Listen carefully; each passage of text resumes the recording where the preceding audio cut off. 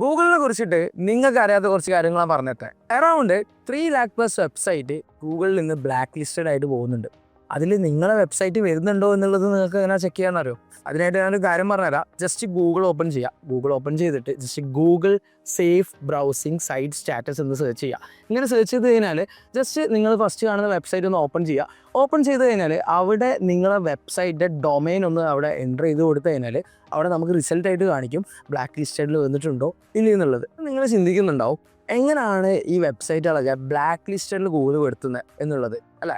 അപ്പം സംഭവം എന്താണെന്ന് വെച്ച് കഴിഞ്ഞാൽ ഇപ്പോൾ ഗൂഗിളിന് തോന്നുകയാണ് അല്ലെങ്കിൽ റിയലൈസ് ചെയ്യുകയാണ് ഈ ഒരു വെബ്സൈറ്റ് ഒരു യൂസറിന് സേഫ് അല്ല എന്ന് തോന്നുകയാണെങ്കിൽ അങ്ങനത്തെ സിറ്റുവേഷൻസിലാണ് നിങ്ങളുടെ വെബ്സൈറ്റ്സും ഇതുപോലെ ബ്ലാക്ക് ലിസ്റ്റഡ് എന്ന കാറ്റഗറിയിൽ ഗൂഗിൾ ഉൾപ്പെടുത്തുക. ഇതുകൂടാതെ തന്നെ നമ്മൾ ഗൂഗിളിൽ ലേറ്റസ്റ്റ് ആയിട്ട് വന്നിരിക്കുന്ന ഒരു അപ്ഡേഷനാണ് സംഭവം.